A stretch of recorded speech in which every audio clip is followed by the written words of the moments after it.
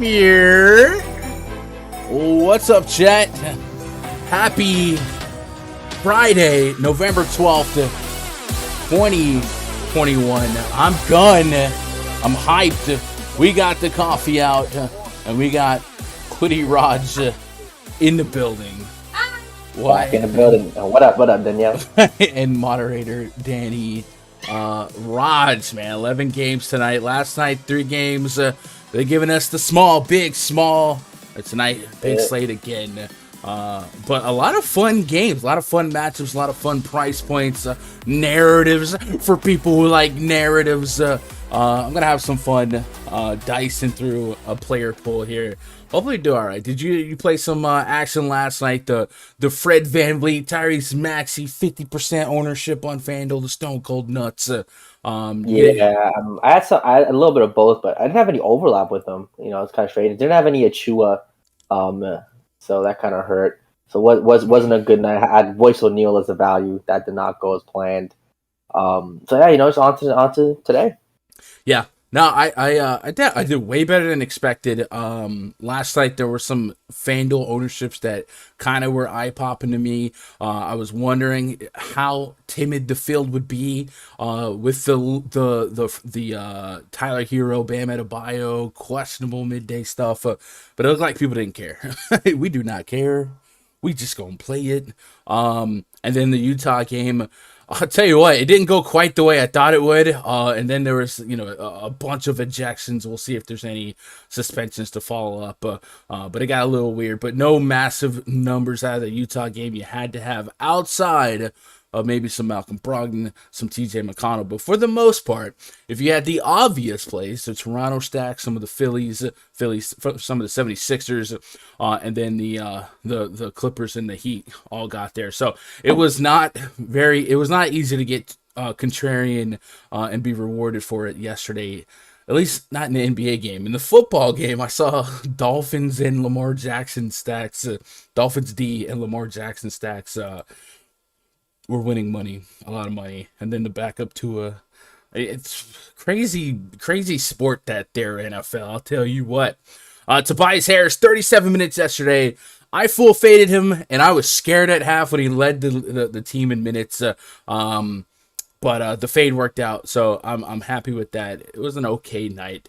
And now we go onward and upward and try to make all of the money tonight. Big Friday night slate. Get us ready for our weekend. What's up, chat? How are you guys doing? How'd you do last night? Shout out to Zay Charles in the Discord last night. He popped in there with a little bit of a sweat single entry. I don't know if you saw that, Raj. 5K first place. I saw that. Nice work. Love to see it. That's the homie. Zay, Nuggets fan. What up, Brody? What up, Encore? What up, Scott Duran? Here for the sweet intro music. We'll stay for the takes. I hit the switch a little late. Streamlabs. I had Streamlabs up. And because I have Streamlabs connected to my Twitch and my YouTube, I have to log out, log back in, blah, blah, blah, for it to have updated notifications, such as Creston Taylor subscribing yesterday. Shout out to Creston Taylor. And then I literally had it open and I closed it and it was like, hey, we got an update. I was like, what? I just had you open. So it cost me a couple minutes, but it's fine. What up, James Malloy? Just checked out your video on how to upload lineups from Optimizer. Very helpful. Hey man, I appreciate that, James. That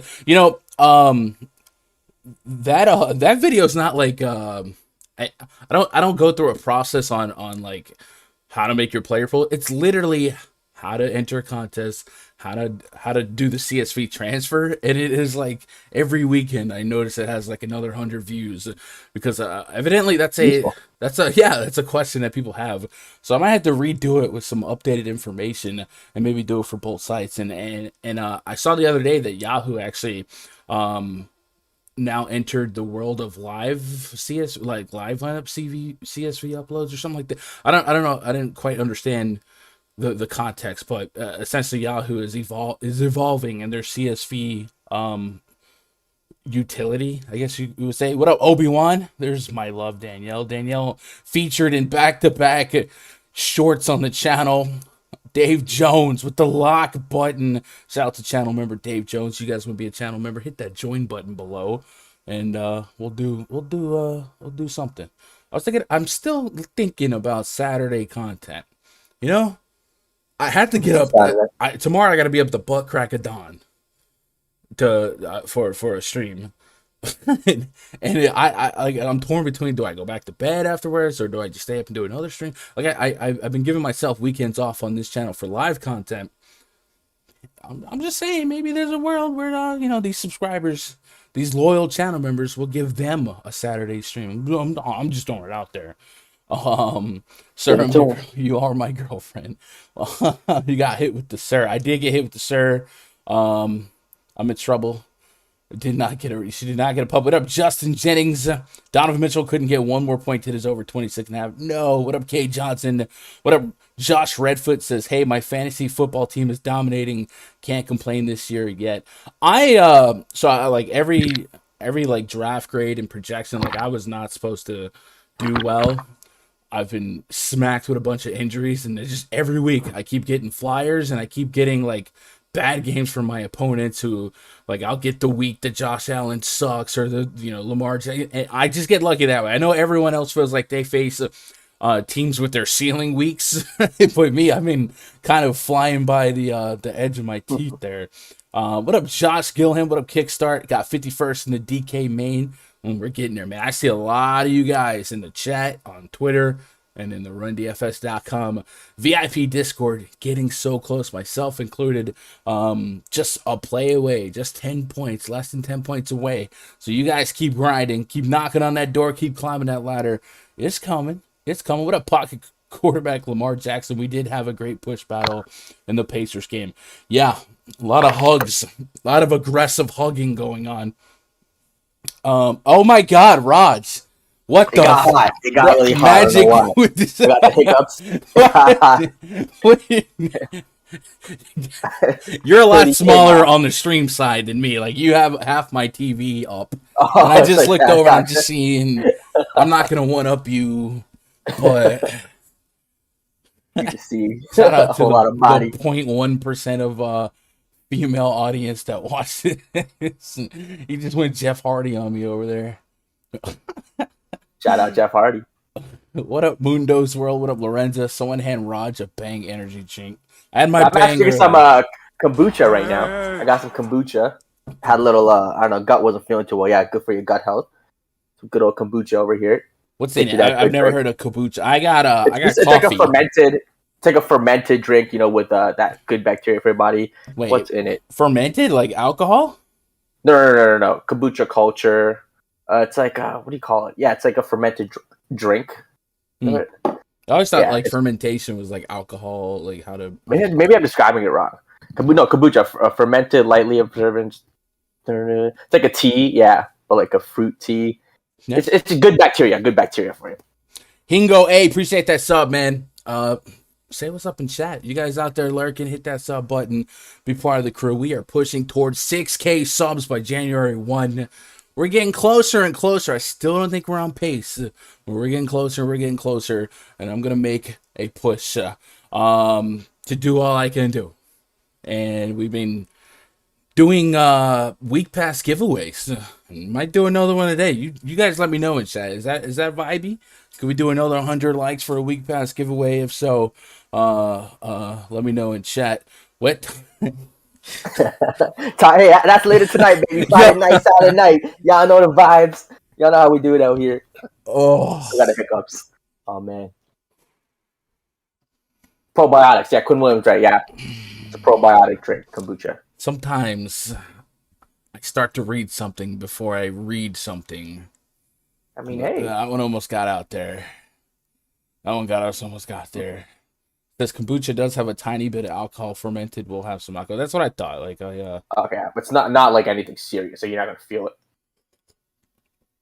I wouldn't know. I don't do the alcohol, but it's okay. It's Fair okay enough. If you guys, sip on the devil's beverage. I don't know. What's up, Josh? Raj over there hot because that tea got Grey Goose. Not yet, baby. Not yet. It's still early. Chat, the stream brought to you by RunDFS.com. That's the place where we don't just play DFS, we run DFS. If you guys want to unlock access to my spreadsheet, my projections, but perhaps most importantly, my RunDFS.com VIP Discord, and I say it every day. The Discord for me is like I would almost not use. This is the greatest tragic Bronson alert of all time. Tragic Bronson alert. I love it. Shout out to Dave Jones. 3 months as a member of the channel. Says, I'm building a lineup with Giannis on DraftKings, $27 single entry contest. In tournaments, do I draft Pat Connaughton or a lower owned player? I think we'll find something that feels a little bit more safe for a single entry than Pat Connaughton as we progress throughout the slate. Unless there was like news specifically that geared us towards Connaughton, I do feel like the volatility in his game-to-game production is going to be a little too, not what you want on a big slate like this, right? We can really lock, especially on single entry, we can really lock in on some tighter plays. So we'll try and find you one of those. But yeah, Giannis is definitely a high floor target for single entry, right? I'm just here to buy a Gundacker hat. I don't think I have hats. Need some Run DFS hats. We need some Run DFS hats. What do I got? I think I was working on a hat and I just didn't know about it. But I do want to add to my hat collection. Maybe whether it be, hood, beanie cap or backwards hat or whatever. No hat. We just got hoodies and t-shirts, and then we had the gator mask or whatever with the bear on it. But anyway, chat, if you guys want to hang out with me before lock every day, I'm in the pre-lock voice chat. It is a premium perk of having a subscription at RunDFS.com. There is a lot of utility in this subscription right now. You guys get the RunDFS.com NBA VIP spreadsheet. I'll be using that throughout the duration of the stream. If you guys care about my player pool, you can compare your player pool to mine. If you want to tail it, you can tail it. You don't have to. If you guys use an optimizer or want to use an optimizer, hey, you get a little extra bang for your buck here. You get some voucher credits towards Fantasy Cruncher. There's just so many benefits to having a RunDFS.com subscription right now. But like I said, every day before lock, we are in the pre-lock voice chat, kicking it, literally chilling, vibing. And not only can you guys be part of that just by clicking NBA chat, you can listen in, you can grab a mic, try to join the conversation, but you'll get 24, I can't screen share the chat right now. You get 24 access to the Discord, and you guys can sweat, pre-lock, post-lock, all that good stuff. Somehow I just minimized everything, literally everything on my screen, so I'm sure you're frozen, I'm sure that's frozen. There we go. Let's open up this screen. So if you guys want to be part of that, usually those pre-lock voice chats turn into post-lock voice chats. We sweat prop bets, stuff like that, late swaps, all that good stuff. And somebody's always on top of the news, usually me. Hit you with that at everyone. Tonight, I believe there's only one game at lock, so it's a really good opportunity to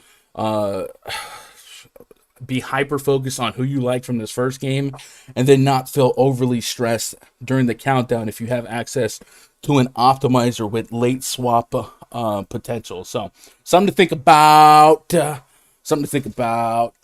What up, everybody? Let's get it. Liking Joker's my lock tonight. What up, Brian Anderson? How you doing? I've only been waiting 6 years or so. So Shadow Dog, if we did a hat, what kind of hat are you thinking? Are you thinking beanie cap like this? I mean, I could sport that. You're thinking regular old baseball style hat? I don't know. You know what I'm saying? Let me know. Summer cap, a winter cap. Yeah. What up, Bob McIntyre says hit that like button, guys. Great. I do appreciate it. And chat, I guess 70, 72, 73. I don't know. Babe, what do you think? We do a week pass giveaway? How many likes? 110? Woo! Okay, the bar has been set. Woo! 110. 110 likes. You guys heard it. We'll do a week pass giveaway. So if you don't have incentive to hit that thumbs up button, there you go. Hit that thumbs up button, and there's your incentive to subscribe to the channel. And we'll give that away towards the end if we hit the goal, right? Regular hat. All right. Dude, man, let's go. Time to make money. Yes, sir. What's up, dude? On the back says gun always wins. Hey. Let's talk some basketball. 11 games tonight. We'll try and pace it to 16. We should be able to get through it here without too much of an issue. Game number 1 tonight, the New York Knicks at the Charlotte Hornets. Project starting 5 for the Knicks. Kemba Walker. Oh, wait, I didn't do the news. I should probably do the news. Underdog NBA, news to watch. Check out Underdog NBA on Twitter. They have recently tweeted out a stuff to watch as of 3 p.m. Eastern, 2 p.m. Central. I don't think there was like massive ones. There's definitely some to keep an eye on. And that's also another thing. Every one of Underdog tweets are directly put into the Discord. So Brandon Ingram's questionable. He has missed a lot of games. Giannis Antetokounmpo is probable. AD probable. Draymond Green questionable. DeAndre Hunter questionable. Bogdan Bogdanovic questionable. DeAndre Ayton doubtful. He's missed a couple games. And Tyrese Halliburton questionable. He's missed a couple games. So news to watch. Getting back to game number 1 tonight. Kemba Walker, Evan Fournier, RJ Barrett, Julius Randle, and Reston Mitchell Robinson taking on LaMelo Ball, Terry Rozier, Gordon Hayward, Miles Bridges, and Mason Plumlee. We got a 224.5 total, 1.5 point spread in favor of the New York Knicks. I'm coming home. I'm coming home. Raj Kemba Walker's back in Charlotte. He's 4,600 on FanDuel, 5K on DK. Not been really impactful for fantasy, but a little fun to think about some narratives, right? A little fun to think about the cheap price point on Kemba Walker, and a lot of fun to think about the upside of anybody versus the Charlotte Hornets. They have been the gift that keeps on giving. Do you have any elevated interest today versus perhaps if it wasn't Kemba in Charlotte and anyone else on the Knicks? Charlotte is a beautiful matchup. I mean, yeah, just last week, Kemba Walker was in a run, playing 28 to 30 minutes, giving you 39, 35, 40 DKP. Against Charlotte, essentially the best team to target against this season so far. Give me some... There's the ferment. I hear the ferment now. It's a hiccup. Okay. I have hiccups still. It's bad. It's bad. But yeah, so Kemba Walker at 5K, I mean, he's going to play close to 30 minutes if Derrick Rose doesn't go off. And last game, obviously, Derrick Rose had the big game. So I think you can play both of them and just kind of rotate him. I think the Kemba Walker back at Charlotte narrative is a real thing. Should have a big game here to get you, 5, 6, 7x at his price. So give me Kemba Walker. Give me some Derrick Rose. I know it feels like a little bit of a chase, but if you get Saad at 4,800, I think it'd be a value play. And don't get me wrong, he has a floor of 20 to 15 fantasy points, but that ceiling is 40 plus. So give me that. And Julius Randle, 10-2. I think he's a stud that people are going to overlook. But again, this is arguably the best matchup in the league against Charlotte. Give me some Julius Randle, who could possibly be the highest scorer of the slate. I wouldn't be shocked. Yeah, so, I mean, you talked about Derrick Rose going off. So, in the 2 games against the Milwaukee Bucks, the Bucks take an aggressive lead, and Thibodeau lets the bench go in there, and the bench starts catching up. Alec Burks, Derrick Rose, Obi Toppin, they push the pace back, and they are the better options to maybe catch up some ground against the Bucks. So I do think if you think this game is a little bit more neutral to swaying to the side of the Knicks in terms of just talent versus the Hornets, yeah, maybe they don't play from behind, and yeah, it's a stronger side of the seesaw towards the starters. And Kemba Walker, I'm not going to go crazy with his projection, but I will say I'll have a little bit of him in the mix tonight, just because I do, it's Kemba, it's in Charlotte, yeah. Charlotte, yeah. And he's not that expensive. Julius Randle, you mentioned him, 9.4 on FanDuel, 10.2K on DraftKings. Probably leads the team in minutes and everything else. Nerlens Noel, questionable. Not really an impact involvement here in this front court to shake up too much for me, but Mitchell Robinson's 4K. I mean, there's a lot of potential upside and some meat on the bone at these price points for the Knicks against the Charlotte Hornets. We look at some of these team metrics in the RunDFS.com team metrics tab, and I've said it time and time again, the Charlotte Hornets will push the pace. The Knicks don't necessarily do that.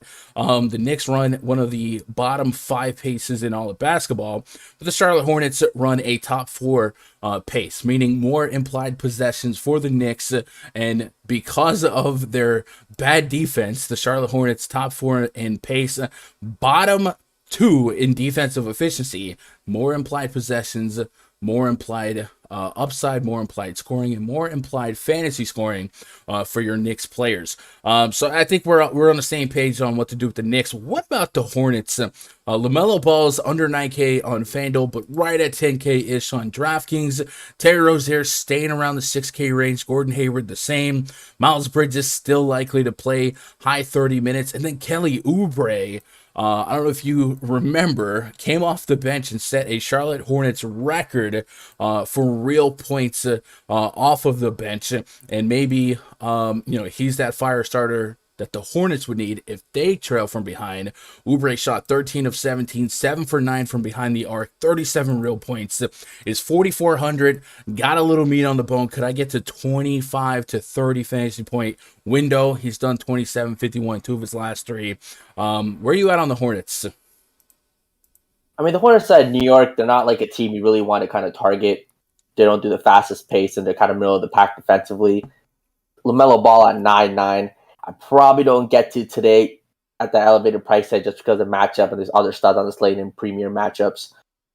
You mentioned Kelly Oubre at 4,400. He flashed a career game last game. I don't expect that again. He usually doesn't play 31 minutes. I expect closer to 20, maybe 22 minutes. So not a core piece, but at 4,400, if you want to get to him, I know it's fine. It's kind of a value play. But I'm really not getting to any Charlotte guys here. Not really interested in any of the Charlotte team at their prices. Just out of curiosity, I want to see where some of the rebounds are placed at in this game. They got Julius Randle at 9.5. And what about, is Mitchell Robinson on the board? Looks like he's not. I'd be interested in seeing what they might have for some of these front court guys, because the Charlotte Hornets defensive rebound rate's really, really bad, just 75%. So might be a little bit more potential there for Mitchell Robinson. And also the Hornets, being as undersized as they are, also allow an elevated amount of blocks per game, and that'd be right up Mitchell Robinson's alley, over 1.5 blocks per game so far this season. So that 4K price point on Mitchell Robinson, if you give me Nerlens Noel out, I might be a little bit more interested in the field as a potential value play. Let's get caught up on the live chat, then we'll move on to the next game. What up, Darn? What up, Fish Fan? What up, Tone Loke? A corduroy new era cap. You think so? So, guys, my channel's growing, but I don't know who you think my manufacturer is. Yeah, maybe. And then after that, I'll go ahead and sign this deal with Nike to get some Gundecker Gaming sneakers out there. We'll put those in the shot. It'll be fun times, right? 40 likes already. Gun said 100 likes he will get. No, he didn't. But she said 110. And we'll give out a week pass. Celtics hosting the Bucks. Next game on the docket. Project starting 5 for the Bucks. Drew Holiday, George Hill, Grayson Allen, Giannis Antetokounmpo, and Bobby Portis taking on Dennis Schroeder, Marcus Smart, Jason Tatum, Al Horford, and Robert Williams, the Time Lord. 211.5 total. 1.5 point spread in favor of the visiting Milwaukee Bucks. Raj, for me, the cover boy, bless you, is Jason Tatum. 9,600 on FanDuel, 10.1K on DraftKings. I got him leading the Celtics in minutes and leading the Celtics in usage. And so far, a couple games strong without Jaylen Brown. We expect more of the same today. And then the Bucks, their defense not as strong as it has been in years past. Now, full credit that to so many injuries. No Brook Lopez, a stint without Drew Holiday, no Chris Middleton. But in the couple games here without Jaylen Brown, we got 50-plus fantasy points in back-to-back starts. I think Jason Tatum has a potential outcome tonight to be a top 4 fantasy scorer, maybe a top 3 if everything fell the right way. So I do kind of have a sweet tooth for him. Looking around him, Dennis Schroeder, obviously he's in the conversation as the guy that could pay off his price point. And then Al Horford as well. But I think Jason Tatum leads the charge for me on the Celtics. On the Bucks side, Giannis Antetokounmpo always going to project as likely the highest raw point guy, pre-flop at least. I got him over 60 fantasy points on FanDuel, 59 on DK. He's carrying that big price point, 12K price point. He's the highest price guy on the slate, so he has to be the highest scoring guy on the slate. And usually I'll be able to push back a little bit more. But this is a big enough slate to maybe get some value in the mix here to where you can kind of offset the demands here. And maybe, it's always going to be a 2v2 or 3v3 that involves Giannis versus a balanced lineup, but he's not out of reach because of how big the slate is. What are you doing with this game from either side? Like I said, Tatum is a guy that I think will be a tier 2 with the potential to go up. But I don't know what I'm doing with the Bucks. Bobby Portis, maybe I got a goldfish memory of him. Kind of let me down on an aggressive stance the other night, but he's still 6K-ish. I know 30, 40 fantasy points. Not out of the realm of possibilities. Celtics do have lackluster rebounding rates. Do you have much interest in this game, or are you just cherry picking? I like probably agreeing with you here when it comes to Jason Tatum. I think at 10-2 in that price tag, I'm all over that. And it's I think this will be a fast pace running up and down the court against Milwaukee here. He should kind of do it all, coming off a good game, coming off a 50 DKP. I think he has 60-point upside here. Playing all the minutes, 38, 37 passes a game. No Jaylen Brown, going to get 30% plus usage. Give me all the Jason Tatum here at 10-1. There'll be plenty of salary to get him in there and not be worried about it. Time Lord is interesting, 5,700. If he plays, I think the 30-plus minutes again without Jaylen Brown, he can be a double-double spot for him. He can rack up some steals and blocks against this Milwaukee team. So at 5,700, if you want to get to him, I don't hate it. On the Milwaukee side, I want to get to Giannis, but I don't know why. I'm liking guys like Tatum. I'm liking guys like James Harden. So Giannis, I'm not running to, but again, with Giannis, you can just play him every day. He has a chance to be the highest scoring guy in every single slate. If you're playing 20 lineups, you probably want some of him, no matter what. I'm definitely not chasing Pat Connaughton. I mean, at 4K, literally that 44 is so random. Before that was 16, 18, 10. He's not a guy that's going to chuck that many shots. He's going to chuck between 5 to 8 shots. He got hot from 3, shot 7 for 13. 9 rebounds is ultra fake. I'm not chasing it at 4K. Tatum on the court this year without Jaylen Brown, 33% usage rate, $1.25.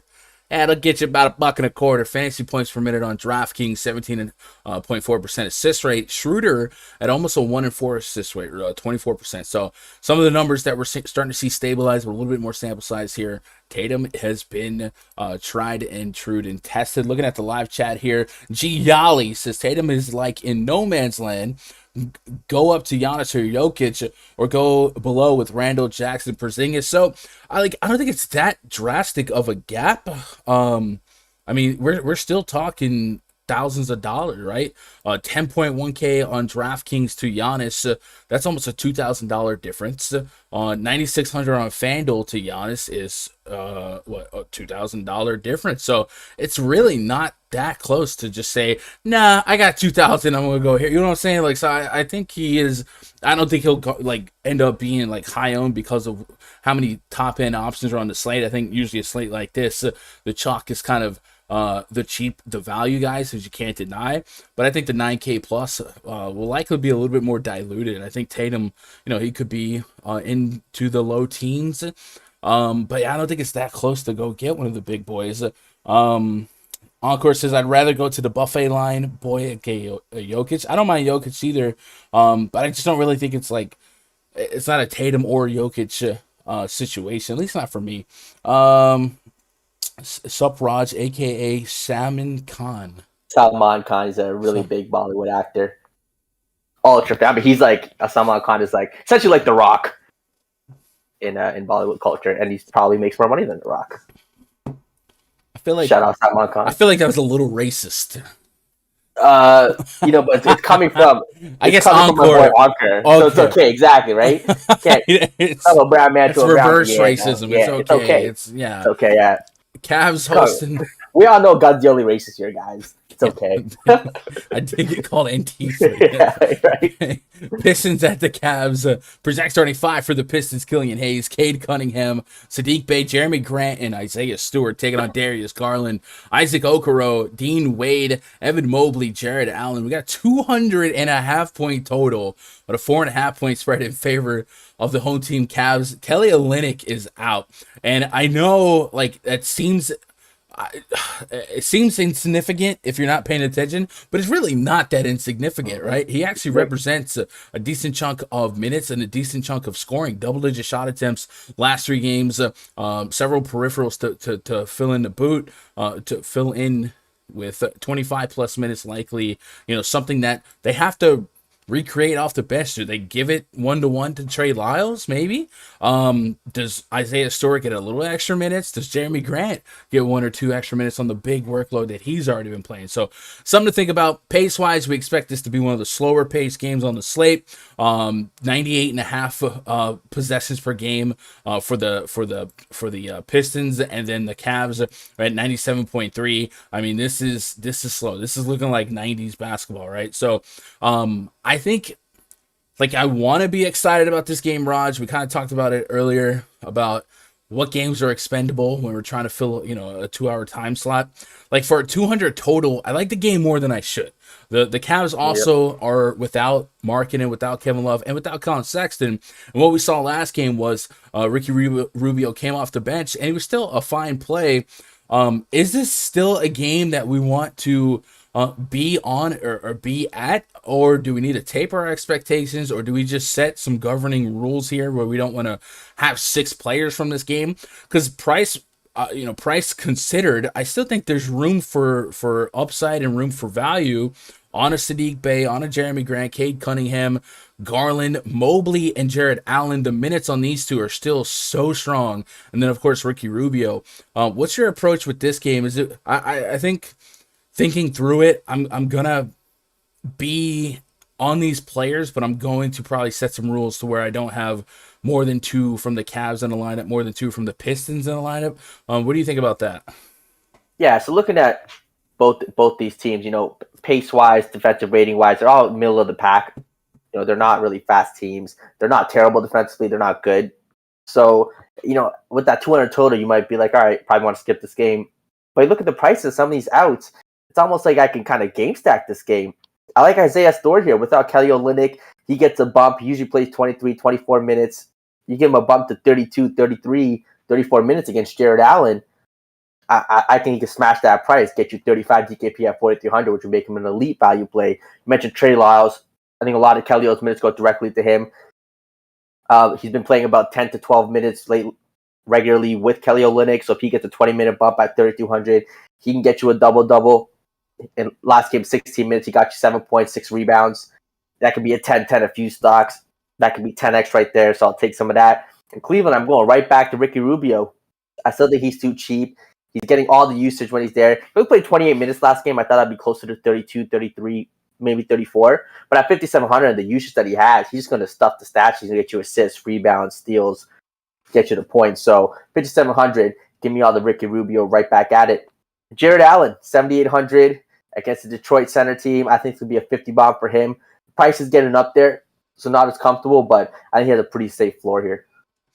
Yeah, the minutes are just nuts on Allen and Mobley without those two. So I'm gonna keep playing them. Minutes equal money. Looking at the live chat here, Josh says Stewart's definitely playing. What about 3K guards at backup center?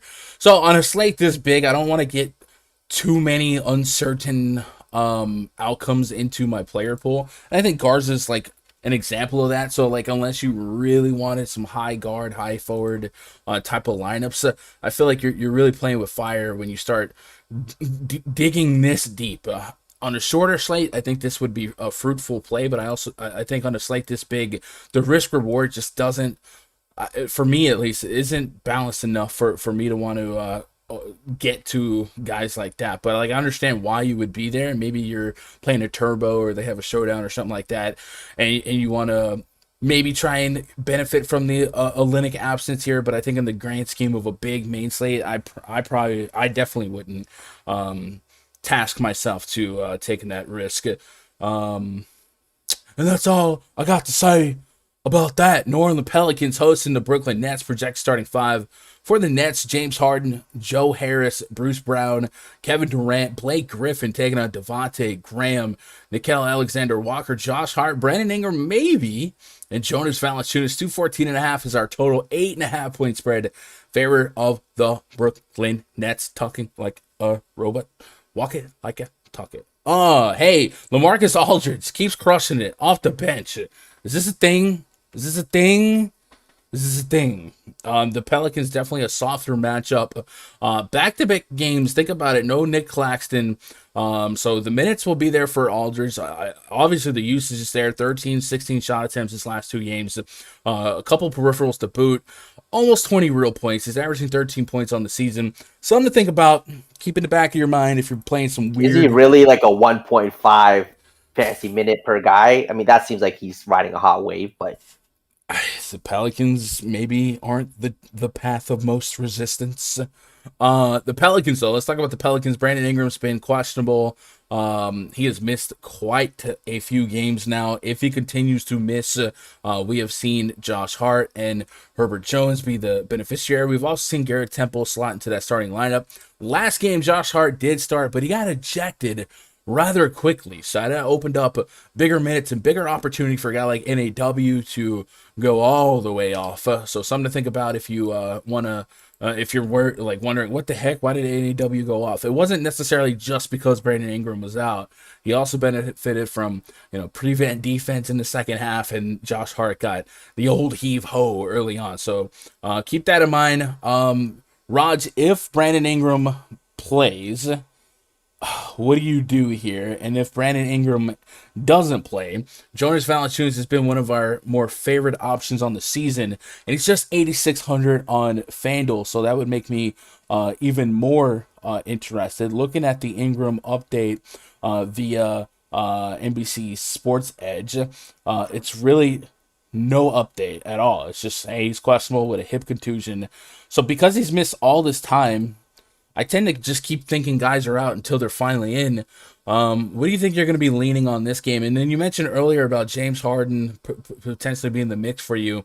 How aggressive of a stance? This is certainly a super plus matchup against the Pelicans. The Pelicans have one of the worst defensive matchup. Right, 113.3 points per 100 possessions allowed. What are your leans here? James Harden will be my highest on start on the slate, without a doubt. Number one matchup for point guards has been the Pelicans. He's finding his groove. Past few games, he's at a triple-double last game, 2 games before, close to a triple-double at 28, 8, and 10. They've been in a lot of blowouts, so he hasn't done more. So I think this game they keep it competitive.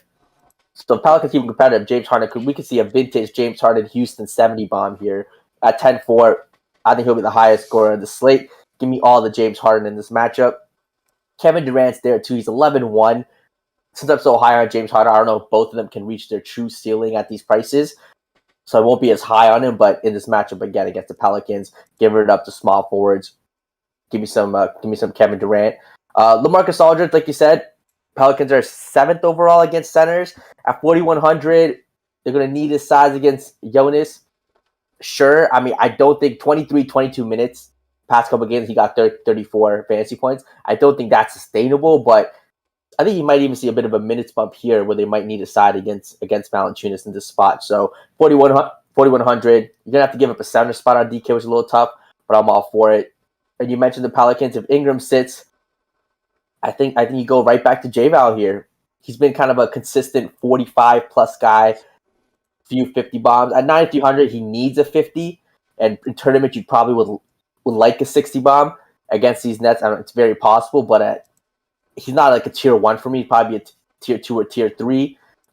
Neil Alexander-Walker had a big game last time. That's what Josh Hart getting ejected. I don't see him having another 60-point game, anytime soon. That might be a season high for him, even after the entire season's done. So don't expect that again. Josh Hart, if Ingram doesn't play, I think Josh Hart is interesting to go to. Obviously, burning everyone, getting ejected. He's a guy that can get you 5, 6, 7x at 5,400. So donate him at that price.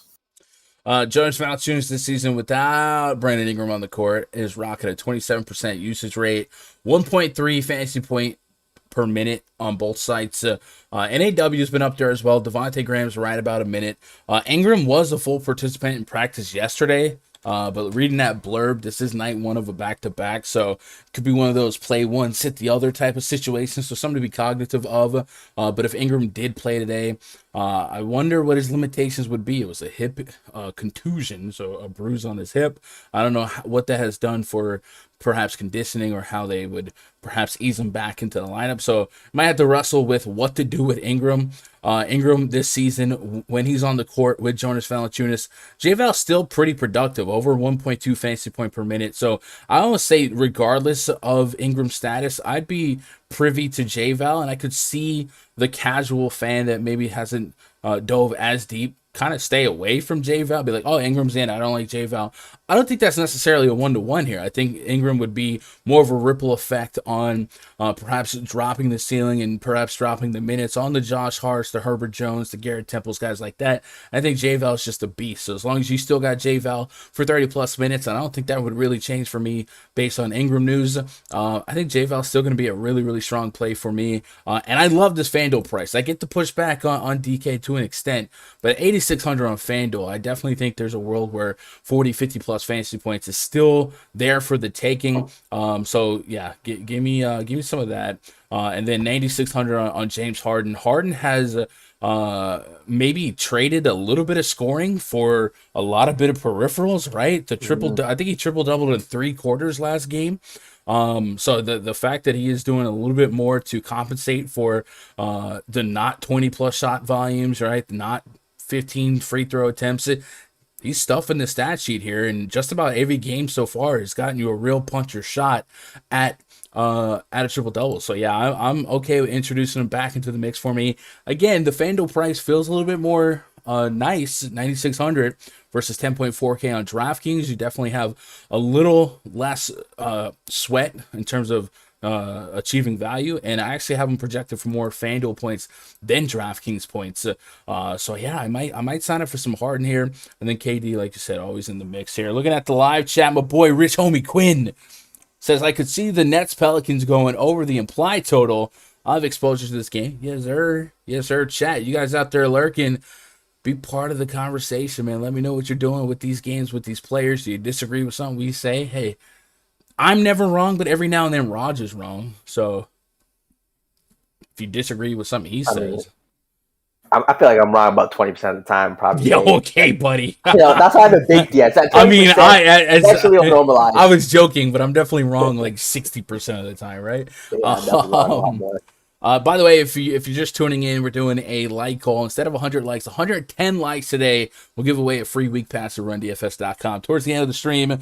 So help us, help you, help me, help you. What do you want, Blazers? At the Rockets, project starting 5 for the Blazers: Damian Lillard, CJ McCollum, Norman Powell, Robert Covington, Yusef Nurkic, taking on Kevin Porter Jr., Jalen Green, Jayshawn Tate, Daniel Tyson.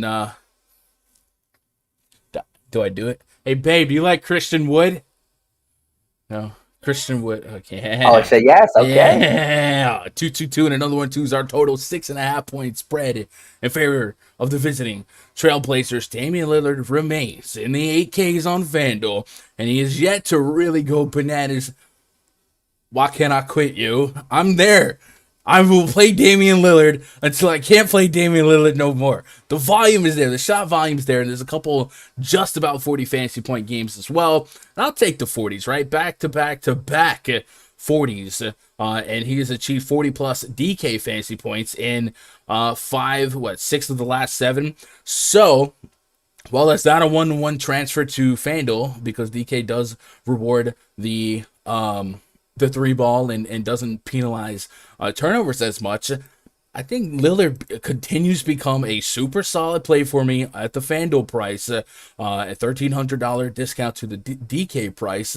And the matchup is pure. I love picking on the Houston Rockets, and the Rockets and the Blazers will run really doggone fast. So extra possessions implied here. Give me Damian Lillard. Give me CJ McCollum. And then on the Rocket side, Silas has been flirting with making his rotation even deeper.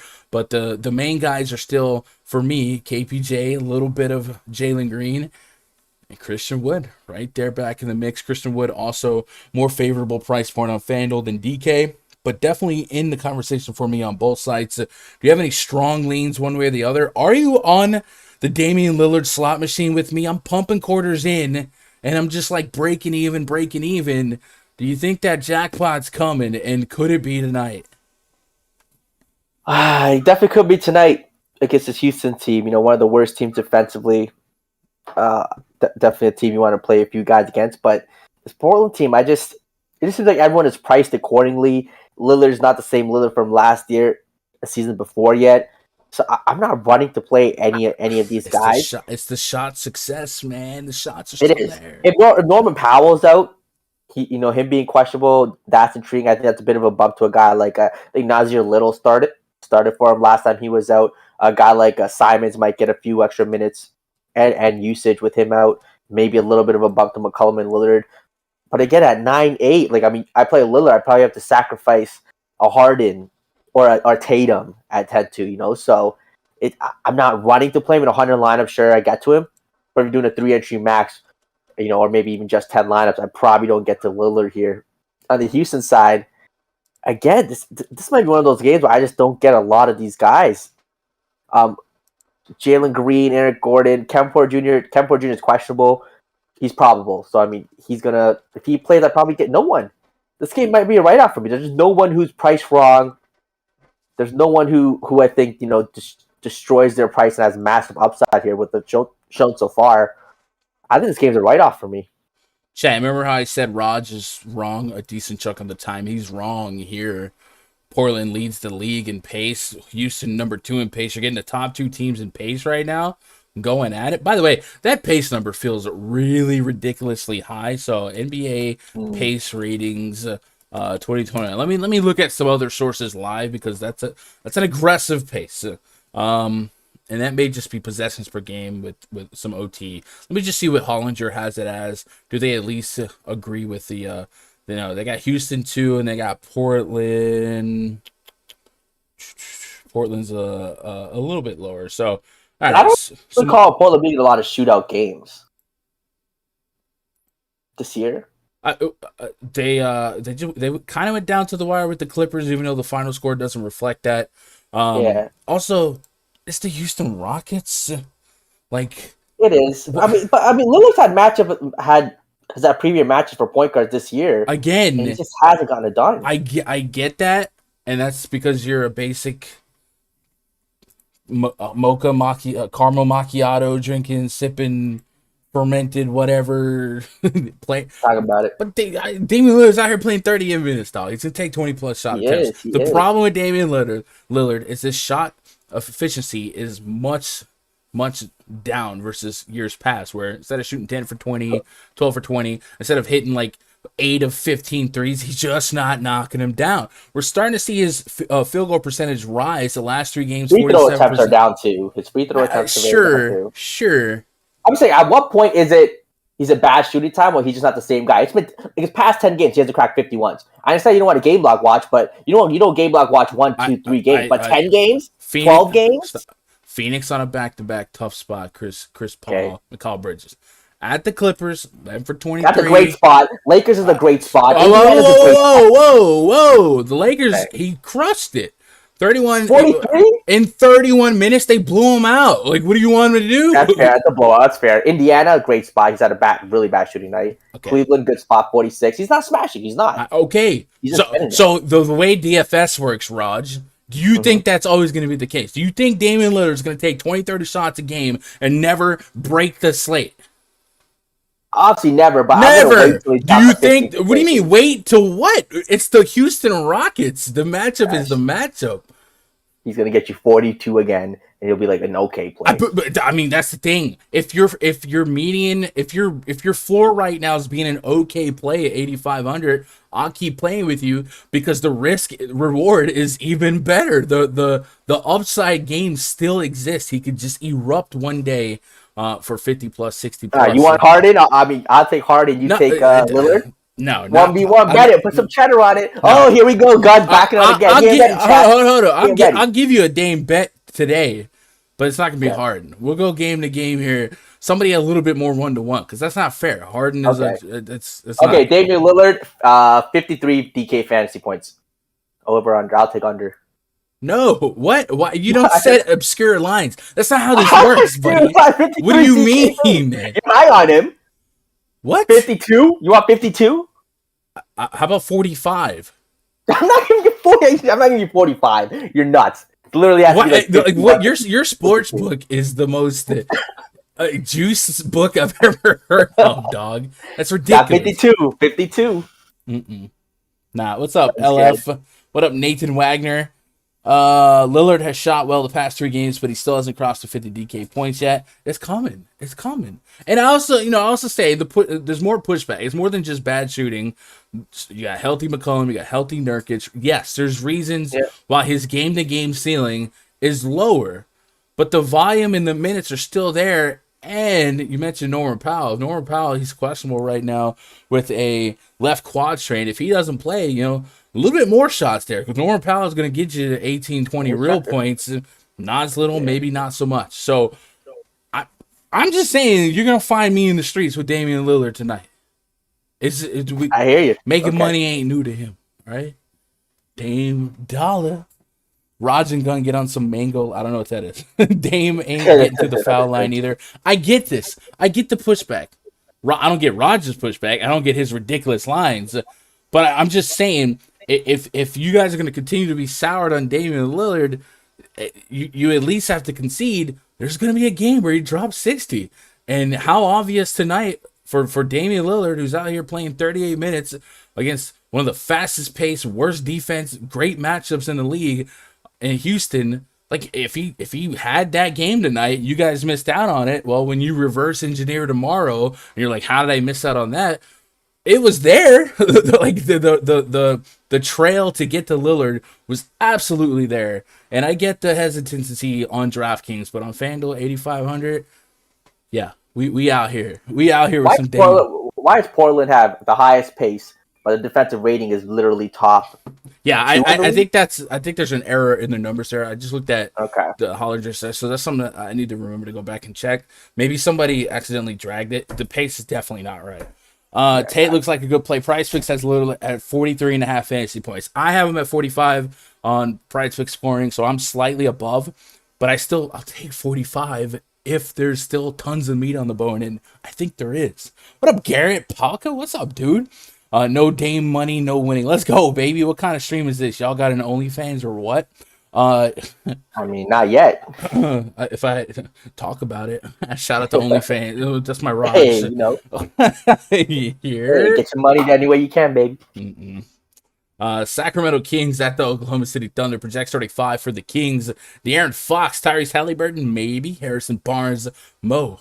How could you be so heartless? Rashawn Holmes taking on Shea Gilgeous-Alexander, Lou Dort, Josh Giddey, Darius Baisley, and Derek Favors.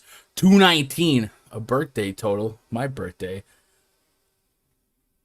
4.5 point spread in favor. I think my birthday happens on usually the NBA All-Star break, so I never get to experience love. That's like, I gotcha. 4.5 point spread in favor of the Sacramento Kings.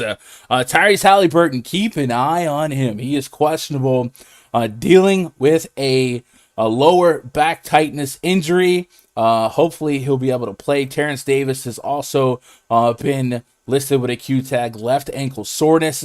He injured his ankle during Monday's game against the Suns. He did not play against the Spurs. If he is out and Halliburton's out, that's more minutes for Buddy Hield, who probably starts, Davion Mitchell in the mix as well.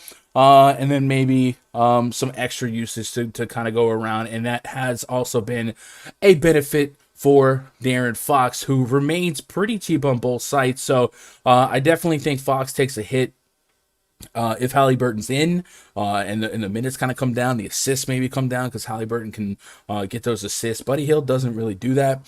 So something to think about as we wait for this game. We wait for more news to come out. As it stands here, if everyone's in, all things are equal, Halliburton's in. I'm pretty interested in the Fanduel price for it on SGA. I would still be interested in some minutes equal money opportunity for Harrison Barnes. Rashawn Holmes, he's my boy. I've definitely gone to bat for him here. Usually when I go to bat for him, I'm right. But, man, the other night I looked up and he had minutes. Alex Len had minutes. Tristan Thompson had minutes in the first half. So I don't know if Luke Walton has big minute hopes and intentions for Rashawn Holmes here against the Thunder. So I do think on this big of a slate, my Rashawn Holmes exposure right now would be tier 3 at best.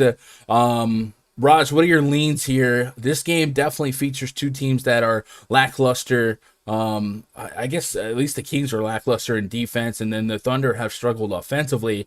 Do you have any core plays coming out of this one, or is it still contingent on Halliburton's availability or lack thereof?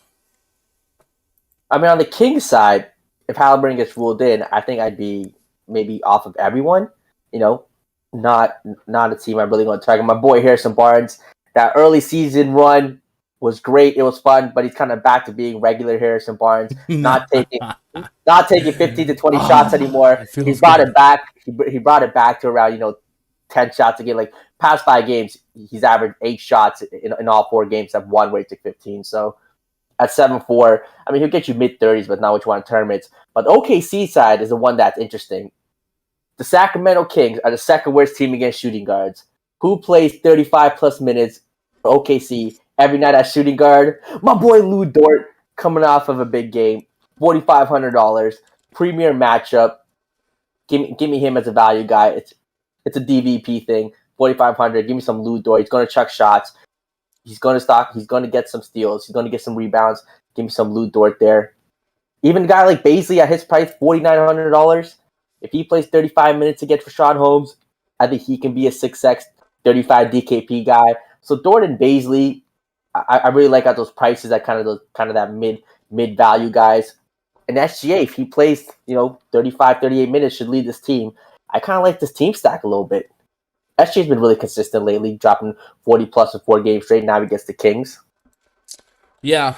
Let's look at the Add More Funds NBA Wowie tool, and just out of curiosity, let's look at the numbers on De'Aaron Fox with Halliburton versus without, and just kind of see if I can make a little bit more sense about what to maybe expect here. So with Fox and Halliburton on the court together this season, Fox has got himself a 30% assist rate, about 1 fantasy point per minute. Halliburton also about 0.9 fantasy point per minute on 18% assist rate.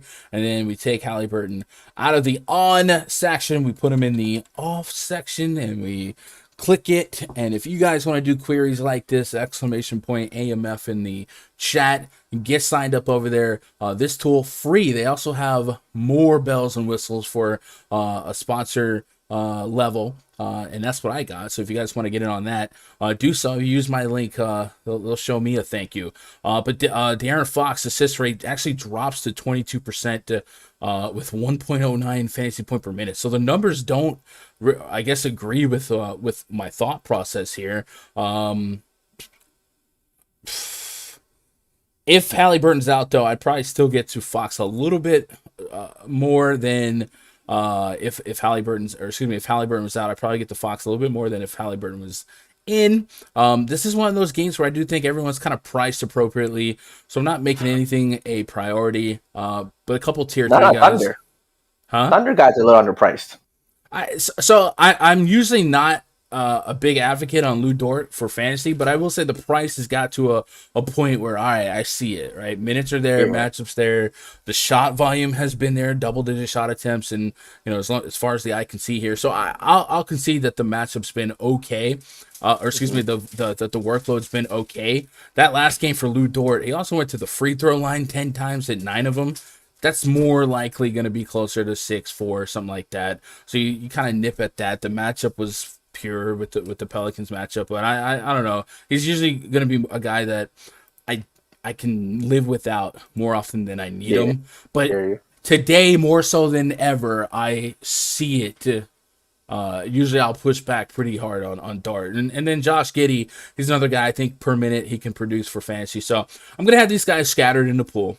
But I really need some Kings news, because if Halliburton and Terrence Davis took another night off, I'd probably get even deeper minutes on Fox, and then Buddy Hield gets another chip in the chair in our lives, right? Let's get caught up on chat.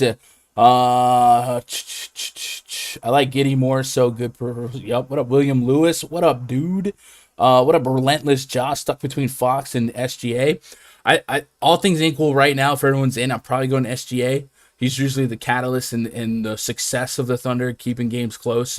So it would be SGA. I feel like his his involvement, his role, his volume would be more necessary than De'Aaron Fox's. Fox can still take a back seat here and there to Halliburton, to Hield, to Harrison Barnes. Even we've seen that. So I think SGA is really the sink or swim for the Thunder. So if I had to 1v1 them right now, I'm leaning SGA. Yo, Gun, is it okay if I call you Andrew? No, Shout out Andrew Gundacker. Bruh. I didn't tell that story to chat, but I don't know if we got time. I guess we're doing all right. We actually are doing all right on time. Andrew likes Dort. Stop it. I'm gonna have an alter ego here named Andrew. Next game on the docket, Phoenix Suns at the Memphis Grizzlies. Project starting 5 for the Suns. Chris Paul, Devin Booker, Mikal Bridges, Jay Crowder, and Javal McGee. Taking on Ja Morant, DeAnthony Melton, Desmond Bane, Jaren Jackson Jr., and Stone Cold Steven Adams. It's going to get you one board. What? We got 2-2-2. Another one, 2 is our total. 1.5 point spread in favor of the Phoenix Suns. So DeAndre Ayton, doubtful. And then on the Memphis Grizzlies side, keep an eye on the status of center Steven Adams, Aquaman. He is he's really not a guy that you see miss a lot of time, even in OKC days. So, but he does have a Q tag on him. So if he can't play, he's got a right ankle sprain. If he can't play, we might get some value out of Jaren Jackson, but of course also out of Brandon Clark, maybe an Xavier Tillman. We've seen those guys kind of fill in as centers in the past, and maybe even Jaren Jackson plays a little bit more in the front here, and you stretch out Kyle Anderson, right? So something to think about as Steven Adams news lurks. Dylan Brooks came back last game and is already out again, but he came back and contributed.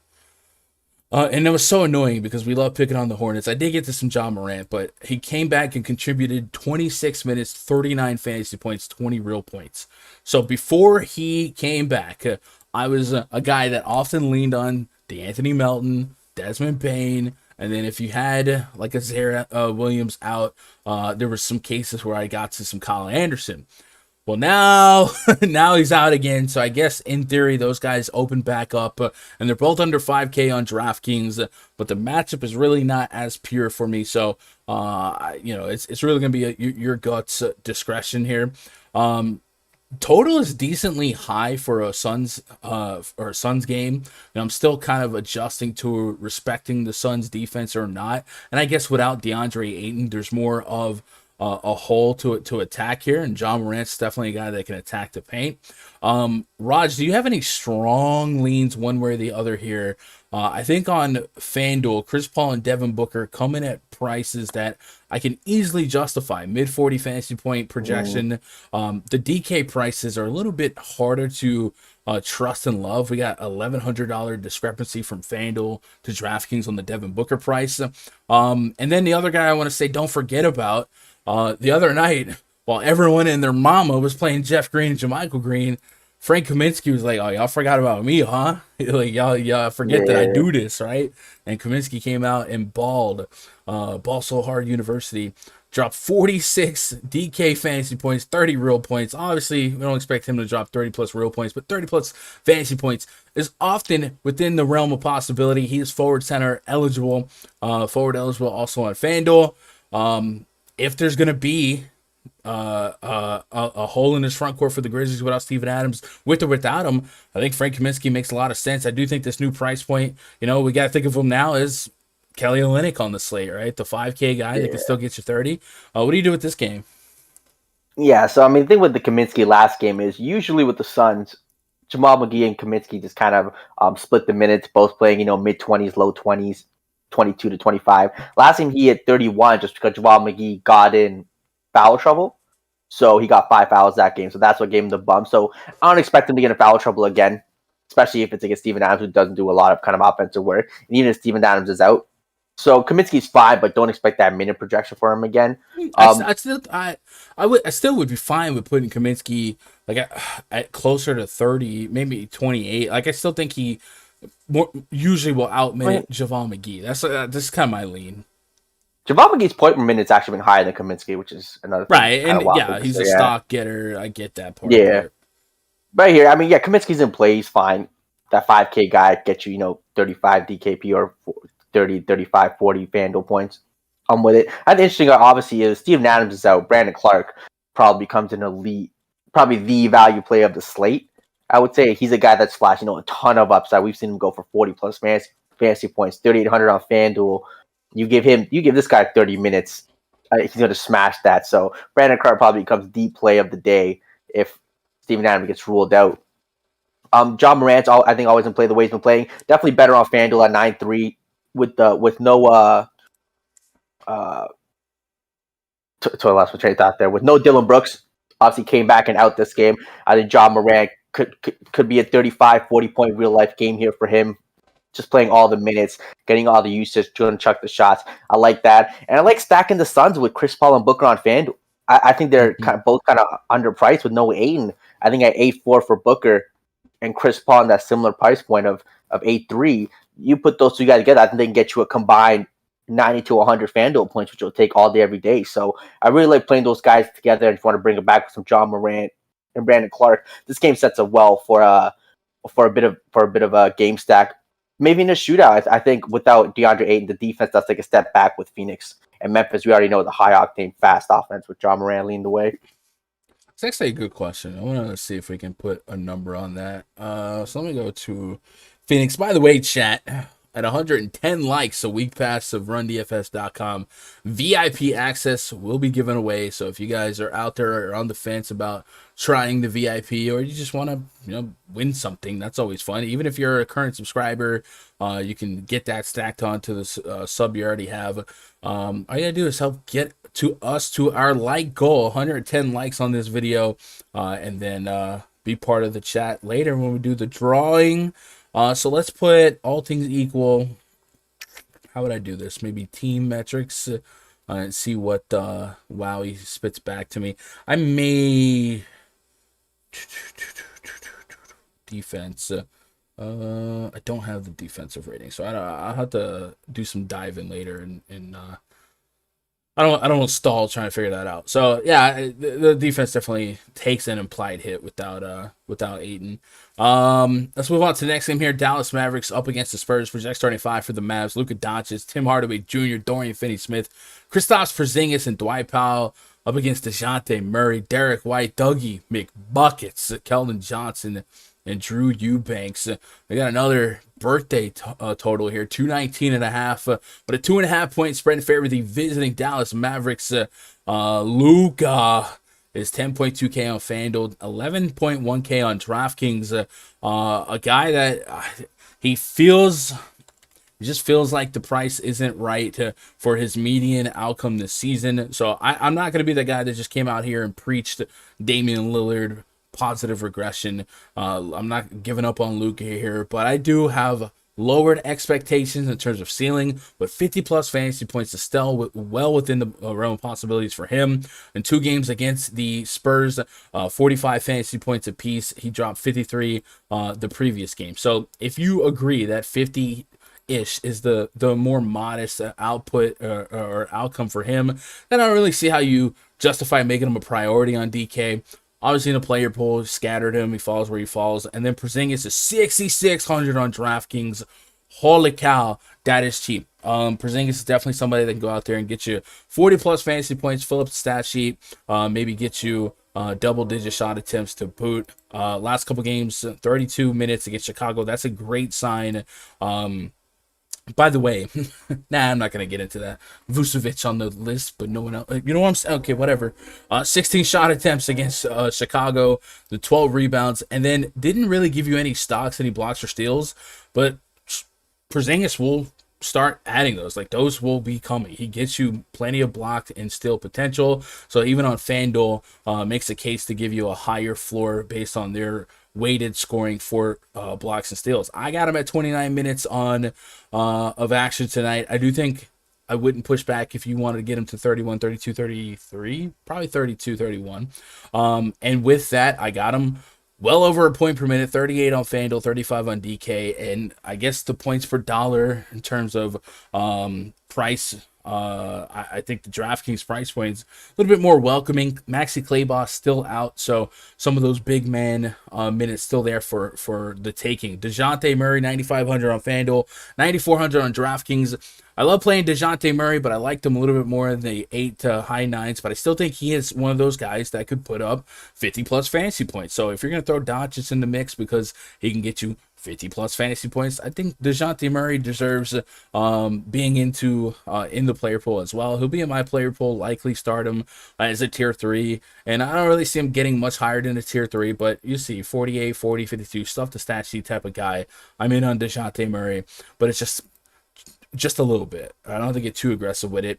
Keldon Johnson's been playing a lot of minutes, 29 minutes on my projection right now, giving me about 30 fantasy points on both sides. Derek White, 30 fantasy points on both sides. And then Drew Eubanks and Thad Young. Thad Young has been adjusted and corrected to 5,600 on FanDuel, 5,700 on DraftKings. I still think 30-plus fantasy points is a range of outcome for him. However, it's not a priority play because I do think the price is efficient on what his average output would be. 37, 27, 33, 27 in his last couple games. So it's really not a slate-breaking outcome at this price point, but there are numbers that I would take at 5,700. So he's going to be in the pool, again, more than likely a tier 3. I had been staggering if Eubanks, no Thad Young, vice versa. It's probably something I continue to do, especially as both of their prices have kind of got to the point where they need to be. And if I'm trying to attack ceiling, it's probably going to come from one, not the other, or they're both average plays, and I don't double tank. Raj, don't repeat everything I just said. Any tier 1 plays in this game for you? Tier 1 play in this game for me, probably not. I think, again, you mentioned Porzingis at his price tag. He's fine. He's the type of guy when he's popular, you don't want to play him. I think he's getting a lot of ownership right now, so I'm probably going to be fading Porzingis if he stays kind of in this 20% own plus range. But other than that, I just think no Luka for me. His price point, there's other stuff I'd rather get to. He hasn't really flashed a lot of upside to, similar to Lillard at that price tag. Hasn't been in a winning lineup yet this year, so this game just seems like a write-off to me. All right, let's move on to the next game here. Hawks at the Nuggets. Projects 25 for the Hawks. Trae Young, Bogdanovich, DeAndre Hunter, John Collins, Clint Capella taking on Monte Morris, Will Barton, Aaron Gordon, Jeff Green, and Nikola Jokic. 214.5 is our total 4.5 point spread in favor of the Denver Nuggets. Nuggets squeaking out a win with the skeleton crew against the Indiana Pacers, getting back their MVP after serving a 1-game suspension for John Cena shoulder tackling Markieff Morris from behind. I think Jokic comes in as a guy that could easily lead this entire slate in fantasy points. He's right up there price-wise on DK with Giannis Antetokounmpo. And I think if you want to play Jokic because 70-plus fantasy points is possible, go ahead and do that, and there should be plenty of value to kind of fill in the pieces to where you feel like you're not giving up a ton, right? It's going to be a little easier to play Jokic or Giannis today versus the 5-game slates because of how much potential value is opening up with 22 teams of availability. So with Jokic in the mix here, I got him at about 60-plus fantasy points on both sides, 64 on FanDuel. You've seen him do it in no matter the matchup, right? He was dropping 70 fantasy points on Bam Adebayo, right? He does not care. So Jokic is definitely one of my guys to go out there and get. Also, in the absence of Michael Porter Jr., Will Barton's a guy I still think has potential to give you 30 to 40 fantasy points. I think his price has been adjusted to a more efficient place. 6,700 on FanDuel, 69 on DK, where 35 is fine, but it's not like great. And usually that's not an optimal output to super bank. But can he get you 40 plus against the Hawks every now and then? I think it does happen. Something to keep an eye out for the Hawks. This is part of a really tough road stretch. Their last couple games, the Warriors, then back-to-back out at Utah, and they're also limping along with a couple Q tags. Bogdanovich listed as questionable. He has a right ankle soreness designation. Looks like he's trending to be a game time decision. Coach Nate McMillan said at shoot around this morning that he would be a game time decision, and that DeAndre Hunter, who's dealing with a wrist, will also be a game time decision. So not that we're running to play Bogdan or Hunter, but if those guys are out, especially if both those guys are out, what we saw in that Jazz game was we upped the minutes and the usage of a guy like Kevin Huerter. And Kevin Huerter, we said the Jazz ain't no punk. He went out there and broke the slate. So if we get some mid-slate news where we get 60 implied minutes opening up between Bogdan and Hunter, Kevin Huerter can come in, play 30 plus minutes, take double-digit shot attempts, and as Chronic called him, the Red Mamba could really be an elite fantasy play at 4K. So I do like him. I would be, if you're taking notes, asterisk. We need to, if this news drops and both those guys are out, I'm finding a way to get some Huerter exposure. The front court, I'm not running to Trae Young. If you want to get to Trae Young, think 50 plus is there. Go for it. Raj, how much Jokic in 20 lines? Jokic in 20 lines, give me 20%. Cop out. He's the guy at 11-7. Again, with his team, it's his show. We've seen 70-point fantasy points from him a couple times this year. He's just the guy. You play him at 11-7. He has to be the highest scorer of the slate. I think probably my second favorite stud today next to Harden. I'll have a little more Harden, but love Jokic here. Great spot against Atlanta. Other than that, when he's playing, so Will Barton, he did get the price bump, so it's not as fun playing him at $6,900. I like him more when Jokic is playing in the $5,500, $5,400 range. $6,900, he needs a big game. He could have it against Atlanta, so I don't hate the play, but definitely not tier 1 or tier 2. In the Atlanta side, like you mentioned, if guys are out, go right back to Huerter. I'm not going to play Reddish over Huerter and make that mistake again. But at 4K, if those guys get ruled out, you probably don't get the news, but Huerter seems like a free square. Yeah, I wouldn't anticipate us having that news by, at least not by the first game. But yeah, if it does happen throughout the day, you can use your tool like the late swapsmizer tool on Fantasy Cruncher, which you can get a credit for with a RunDFS.com VIP membership, and easily get some Huerter exposure wedged back into your lineups. 98 minutes this season of Jokic without MPJ on the court. Obviously, Jamal Murray out as well. Jokic, Raj, is averaging 2.2 DraftKings points per minute. Same with Fanduel. We got to put some MVP respect on him again. I feel like he's just getting overlooked this year for MVP. He's just kind of carrying him. He's a beast, and I talked about it the other day against Bam Adebayo. Not that he's matchup proof. He literally matchup proof. It doesn't matter, but you can bring back Hakeem Olajuwon. He's still dropping. He's nuts. So yeah, if you believe in the sustainability of 2 fantasy points per minute, and you agree with 34 minutes. Of a minute projection, quick math, that's 68 fantasy points, 70 plus when you start getting those it's nuts. He's an insane fantasy player, the likes of which we have never seen. He's like Boban with minutes, right? Let's get caught up on chat here. John Emerson says, you're not there yet, but my value center for the day is Tony Bradley for the Bulls. He has been pretty much a point per minute guy. Yeah, with Vucevic down. Definitely could see that. What's up, William Flowers? Quan says, how was the pizza? It was pretty doggone good. If you guys are wondering what the heck he's talking about, I saw that. Go to my videos. Check the shorts yesterday. I boom ganged a slice of pizza from my girlfriend. I'm definitely a thin crust, extra well done type of guy on pizza. I like my pizza. That's how they do it in New York. I used to live there. New York pizza tends to be more thin crust, a little more crunch to it. Stuffed crust. Yes, that just comes too thick, and it comes to pepperoni, I get it, but and pineapple. Oh, I'm with it. I'm a big pepperoni pineapple guy. I'm with it, but I gotta be thin crust, extra well done. When you bite the pizza and you don't hear a little snap crunch, it ain't well done enough.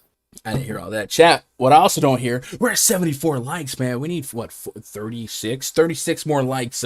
We'll give away a free week pass to the RunDFS.com VIP section. We only got 2 more games to talk about, so I think we did really good on pacing. That'll give us a Q&A later on, and then also allow us to do that drawing. So shout out to us for speeding through here. Chicago Bulls at the Golden State Warriors. Project starting 5 for the Bulls: Lonzo Ball, Zach LaVine, Javonte Green, DeMar DeRozan, when he shoots it, it goes in. Tony Bradley up against Steph Curry, Jordan Poole, Andrew Wiggins, Draymond Green, and Kevin Looney. 2-2-2 and another 1-2 is our total 5.5 point spread in favor of the home team, Golden State Warriors.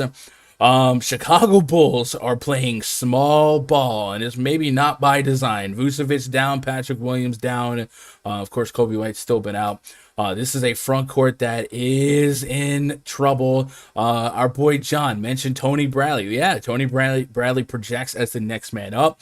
I would expect maybe minutes for him, Elise Johnson, Matt Thomas potentially. But Tony Bradley's a guy that we have seen in minutes. In what is it Philly and Utah? Did he get to Philly between? I know he used to play for Utah, but I feel like there was a stint in Philly. Correct me if I'm wrong. And if I'm right, or if I'm wrong, say I'm right. And that'll be even much more love. But 3K, bare bones min price. I mean, you really don't have to do much to fill a need here. I got him for 23 fantasy points on DK. I only put 26 minutes on him. I'm willing to debate that going up or down. I'm also willing to say, hey, this is what team wants to play small ball more than the Warriors, right? So maybe we get centerless basketball for a stint, and power forward DeMar DeRozan stretches out into the 5. So something to think about for this game. Warriors will pick up the pace, and then of course the defensive rating for the Warriors has been really, really strong. So I think you got to ask yourself, do you expect the Bulls to stay in it? Do you expect this game to be competitive? And if you do, who's going to make it happen? I think on the Bulls side, the two scorers that stand out, obviously Zach LaVine and DeMar DeRozan. LaVine would probably be my favorite guy to target here. I kind of like him a little bit more in fast pace, get in lane, fast break points, maybe get us a highlight dunk or two. But I wouldn't push back on DeRozan at all. I think big minutes are coming there. And then I said it the other day, Raj. I was like, I'm a sucker for this Lonzo Ball Fanduel price. And I just felt like, especially in that game where DeRozan might cross up with Porzingis a little bit more, I just felt like Lonzo might have to serve a role here, and he did. It's 14 shot attempts, 7 of 10 from behind the arc. There was a time when people laughed at Lonzo's shot, and now he's been, even looking at the last couple of years, he's been really good from downtown. And against the Golden State Warriors, Steph Curry hits that watch me work switch, somebody's got to fire back. And I think Lonzo Ball could be one of those sneaky options. And I think at 5,800 on FanDuel, yeah, I'm going to put him in the mix. So when I'm out here in the streets with this Lonzo Ball, Damian Lillard lineup, you know what I'm saying? I hear you. And then on the Warriors side, Steph Curry took a backseat to Andrew Wiggins, getting all of his revenge in, dunking on Karl-Anthony Towns. But he's 10.1K on FanDuel, 11.6K. Any given Sunday, he can wake up and drop 50. Do you have strong leans on this game? Do you have any core plays here? I'm thinking Lonzo Ball and Zach LaVine are going to be guys that I maybe become more aggressive in the field on. And then with the Warriors, on DraftKings, Draymond has dropped to $6,600.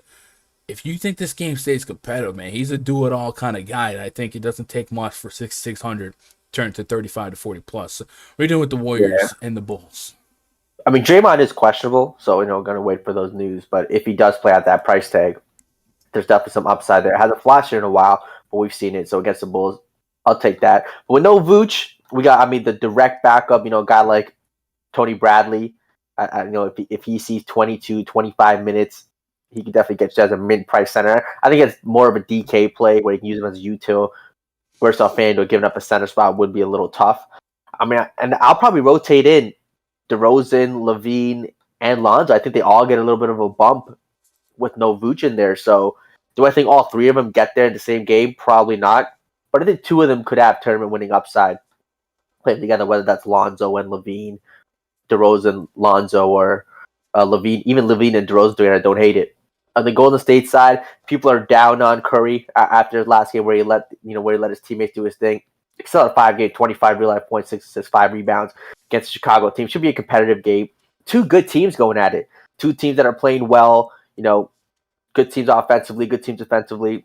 Two good teams go at it. I like a lot of scoring. So if you want to play Steph Curry, bring it back with some Lonzo Ball and Zach LaVine or DeRozan. I like that. Yeah, looking at Draymond Green, he's dealing with a right thigh contusion. Green suffered what Steve Kerr described as a, quote, nasty contusion during Wednesday's win over the Timberwolves. Should he not be able to play Friday night, players such as Andre Iguodala, I want Andre Iguodala, Juan Toscano Anderson stand to see their minutes increase. You also might get a little freaky with Otto Porter and maybe some Nemanja Bjelica. So it could get real weird, real weird if Draymond doesn't go. So I guess that's news you more than likely do not have early in the night when you're making your lineup. So if you're on the Draymond Green train and you think that price is a little too light, make sure that your head's on a swivel and you'll be able to make some adjustments throughout the night to get off of them if you had to. And then, of course, if Draymond can't play, Raj, would you at least infer that maybe it doesn't take a massive hit defensively because Gary Payton's still a beast? But would you say the Warriors' team defense, it can't get better? No, Right? it definitely doesn't get better. And without Draymond, I actually think Curry gets a bit of a bump down. Like Draymond kind of sets up a lot of the threes. For obviously Curry does his own thing, but having Draymond out there definitely helps Steph relieve some pressure off him. So I actually like Steph less if Draymond sits out. Okay, I don't agree with that, but okay. I think Steph plays better with Draymond in there. Yeah, I definitely think the team flows gels a little bit better with Draymond, no matter what. All right, so chat, you guys on the Lonzo side of things. Let me get caught up on chat here. See what you guys got. Dave Jones says, "Can you play both Giannis and Jokic in a lineup?"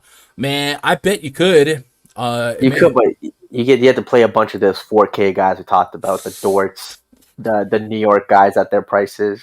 43.83.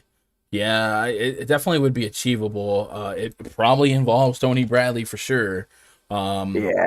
But so Dave, like if you're just wondering how I would approach a slate, usually I don't start with the top dogs because when you start with the top dogs, then it gets a little bit tighter, and your lineups are so dependent on not just Giannis and Jokic combining for 150, 180, but you need the scrubs to kind of come through. So what I like to do is I like to find 3 or 4 guys I think are just mispriced and they can go bananas at their price point, and whether it be a next man up, a guy that's just too cheap, I'll find a couple of those for core of those guys, and then I'll see what fits after that.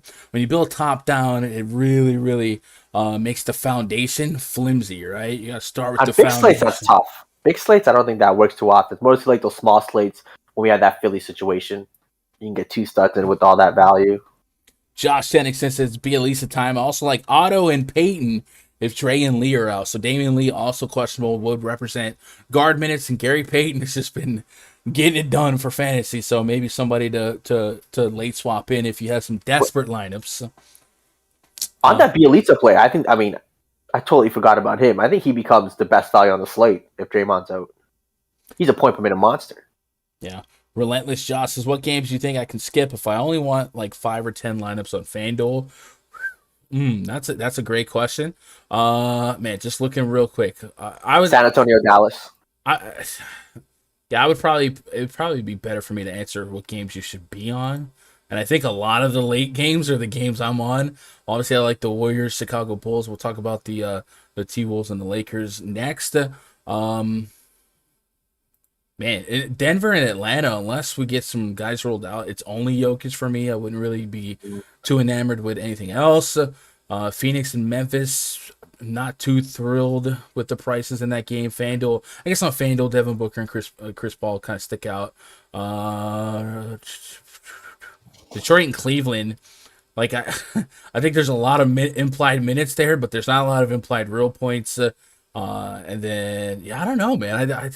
It's kind of hard to just write off games. I think every game has merits in their own right, but I think the Denver game really only has one player that I'm on if everything's equal. Now, where we at on likes, chat? We are at 83 likes, 85. We need 15, 20. We need to carry the 2, 1, 2, 25 more.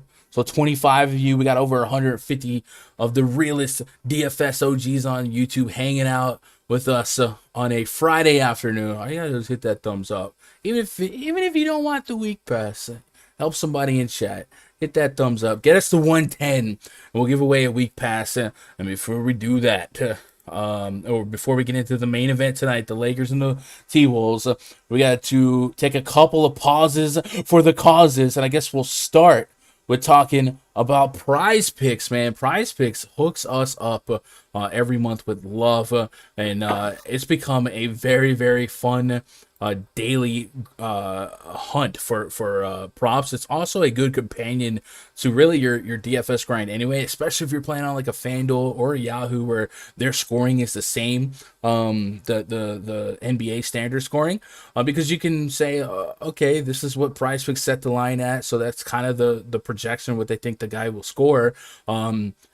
This is what FanDuel has him priced at. Is he a good play based on? You can make a lineup based on PrizePicks projections. It's something you can manipulate and get to your favor. Also, you can just bet against props that you like. You're already doing the research. We just spent an hour and a half talking about most every game, guys who stand out, and maybe we like some of them to achieve or maybe go under their expectations on today based on the matchup, based on who's in, who's out, and you can get a little extra bang for your buck, diversify your daily spend, and also just kind of raise the floor on your research, right? Get rewarded for individual plays, individual sweats, and on nights like this, 11 games, 22 teams, going against 150 lineups and 90,000 entry fields, it's a headache. It is.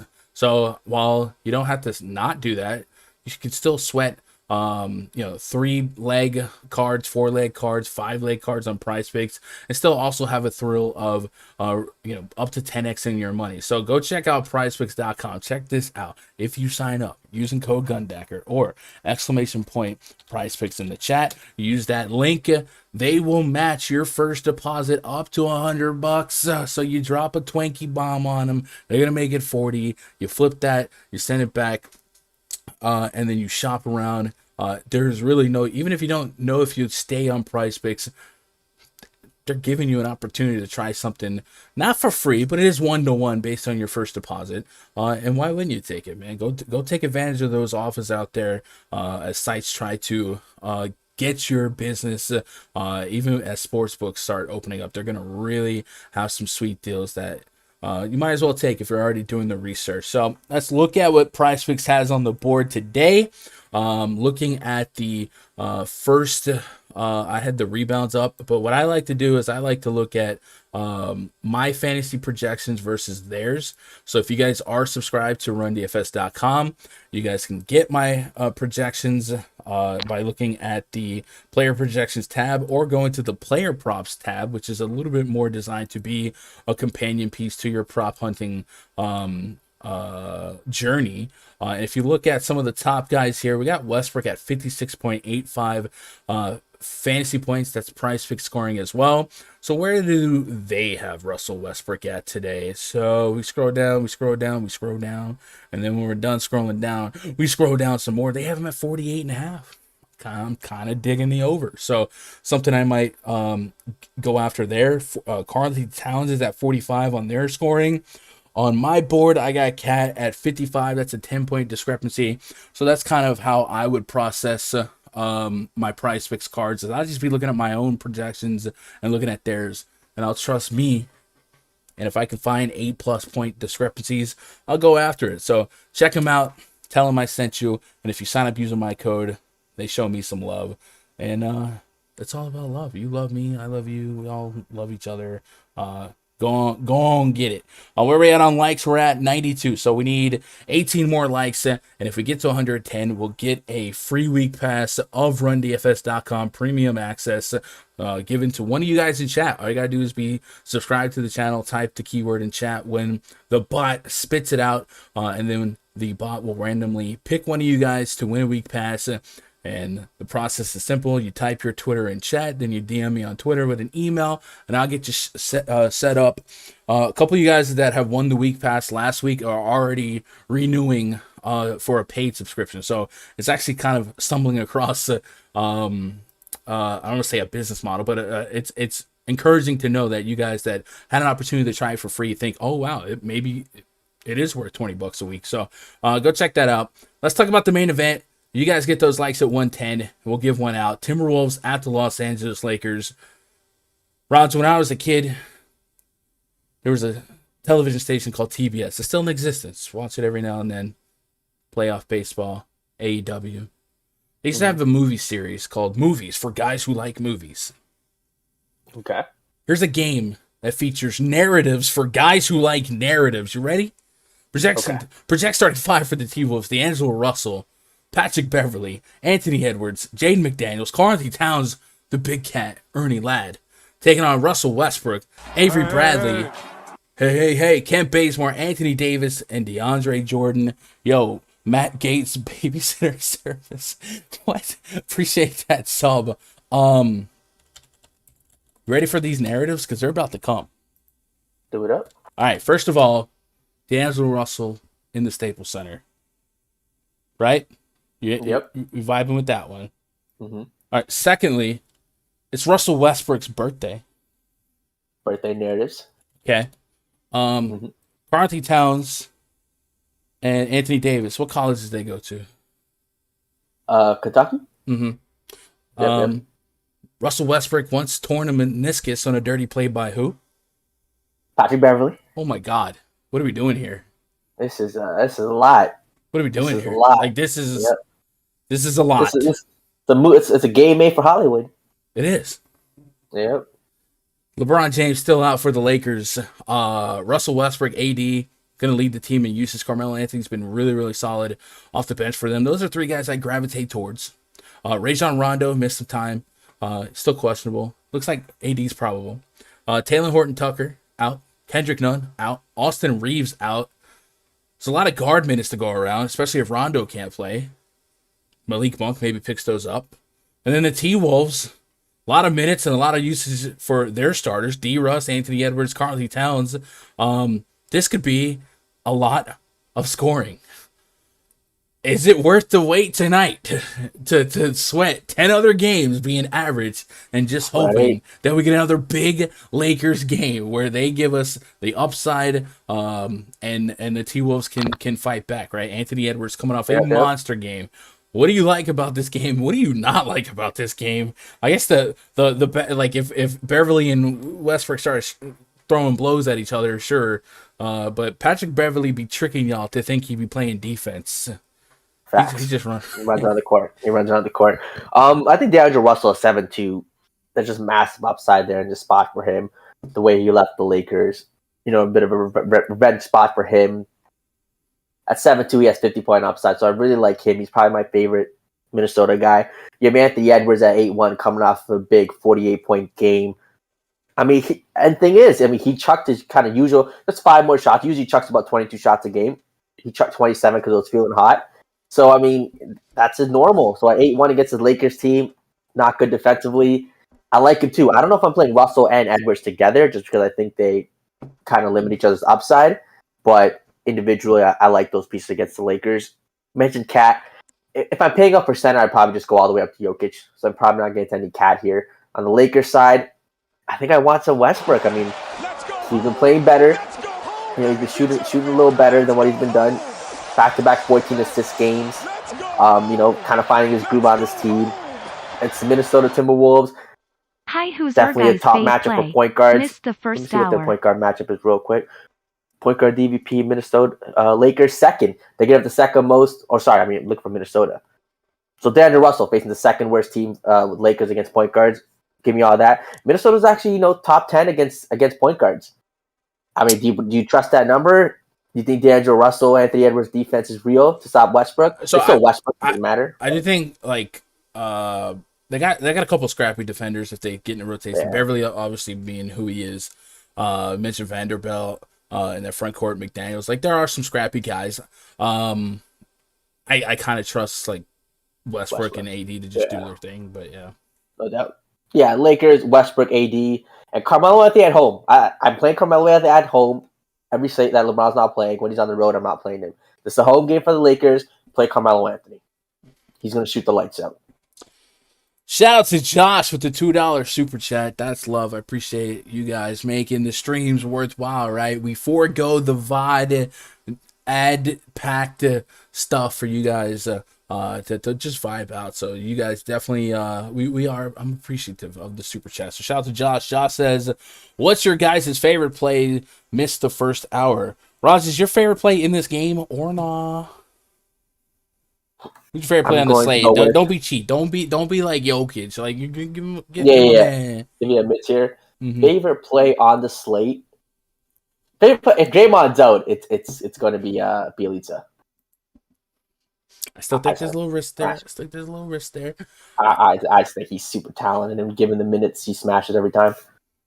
I do like the T-Wolves stack, by the way. I do think there's a world where 3+ T-Wolves hit value, if not more. My early projections literally are in love with the Timberwolves. I like D-Russ spitting back 40+. Patrick Beverley with a dumb projection. It's a lot of salary. A lot of salary. And the Lakers defense just keeps letting it happen. They keep letting teams linger. They keep donking into OT. So I love maybe this is a hot take. Are not the best 3-man stack is OKC. SGA, Dort, Bazley are the best points per dollar 3-man stack. Points per dollar, sure. But as far as my favorite play, Josh, that's an incredible question. So I guess on FanDuel, I kind of dug myself into a Damian Lillard hole, going against the high-paced, bad defense in the Houston Rockets. And on DraftKings, just thinking out loud, got a couple. Okay, you're about to catch me slipping. Hold up, what? Man, I still like Jason Tatum quite a bit. I put him on the cover for a reason. Yeah. On DraftKings, favorite play? About 8K or less, 9K or less. You can give me some SGA. I'm with that. SGA. Give me SGA. But I'm gonna have heavily correlated lineups tonight because I love this slate, man. I love these games. I think this is a good night for being a fan of basketball because a lot of interesting matchups. And of course, the boy Brody. Love me some Westbrook here under 10K on FanDuel. Big price gap between FanDuel and DraftKings. I saw John said they got the over 4.5 turnover prop back. If you want to get in on that, it's definitely something he's prone to do going against Patrick Beverley. Hopefully the cooler temperatures prevail. But yeah, I like this game quite a bit, man. Lakers have just been bleeding fantasy points to opposing everything, but especially point guards and, believe it or not, centers, man. Centers are getting there. And I know, like, we're looking at D-Russ coming back to the Staples Center. Anthony Edwards coming off a 48 real point game. Karl-Anthony Towns is still lurking, man. 50+ fantasy points for him is not out the realm of possibility, especially against this Lakers front court that has allowed some really large games to opposing bigs. Bam Adebayo just dropped 58 fantasy points on him. Mason Plumlee, 32. Yusuf Nurkic in 22 minutes, Raj. 22 minutes. Yusuf Nurkic dropped 46 fantasy points. Of course, that was the game. AD, stomach problem, whatever. But it just goes to show, man, this has been a really generous matchups to just about every position. So I like the T-Wolves stack. I'll definitely be reflecting that in my ownerships tonight. I really love when I can get late night hammers dispersed. So just knowing, like, even if I'm not game stacking, I'll have lineups here with Westbrook, with AD, with the T-Wolves, and then I know that, hey, all my lineups still got a little bit of PMR. We all love having PMR in our lineup, so it'll be a lot of fun. Where are we at on likes? 99 thumbs up. I need 10 more. I need 11 more. 11 more, chat. We'll give away this week pass at rundfs.com. Looking at projections here, we'll go over some of the guys that were popping for value. We mentioned earlier, Vucevic down. Tony Bradley could next man up his way to paying off a 3K price point. Could he get to 25, 30 fantasy points? That's an interesting query. Maybe we'll put that in the old stat muse. Tony Bradley, DKP by game log with, let's go, 25 minutes, last 60 games. How often does that happen? Probably never. Maybe Elijah Johnson as well. Tony Bradley had 42 and 40 in his last two games with 25 minutes. One with OKC, one with Philly. So he has upside. We're going back. He has upside. And then maybe Elise Johnson, somebody that we can drop in the mix with the same query. 56, 51, 41, 28. So might have some guys to stick in our 100K to first player pool and not have to get too crazy with it, right? Patrick Beverley right now profiling as one of the top value plays in my projections. Tony Bradley number 2, JaVale McGee 3, Javonte Green's in the mix as well. Josh Richardson, meh. Lonnie Walker. I mean, these aren't like crazy scores either. It's like 22, right? 7x on 3Ks and usually going to win you a tournament. And then Malik Monk. Keep an eye on Malik Monk because if there's a world where we already know Austin Reeves is out, we already know Kendrick Nunn is out. If Rondo can't go, man, there might be some minutes there for Malik Monk to kind of be a firecracker off the bench. Him, Wayne Ellington, Carmelo, they do have to pick up some slack here. And we saw Monk produce at an efficient clip in that last outing. So I wouldn't hate getting to some Malik Monk on the late slate, or even if I had to late swap some desperate lineups to some more long shot guys. 35 minutes against Miami. That did go to overtime, but he was still, over a point per minute, and that's kind of a pace we've seen him get to on the season. So something to think about, some Malik Monk in your lives. I'm pivoting to Looney over Bradley if there's no Draymond. I don't mind that. Robert Williams getting overlooked on FanDuel. Robert Williams definitely could pay off that price point for sure. I still think Jason Tatum is just right there in front of our face. Thanks so much, fellas. All right, you guys, I think you guys going to get us there. So let's do it. Let's give away a week pass. Let me open up the Cloud bot here. And what this is going to do, chat, if you're out there, the instructions are simple. Do you understand the assignment? We're going to set a 5-minute timer for you guys to type a keyword into chat. And then after the 5 minutes are up, the bot will randomly select one of you guys to win a week pass. It is important that you type your Twitter handle in chat, like for instance the last game, because the bot will be able to verify that your account typed that Twitter. That way some hustler ain't out there quickly registering an account saying that he won the pass, right?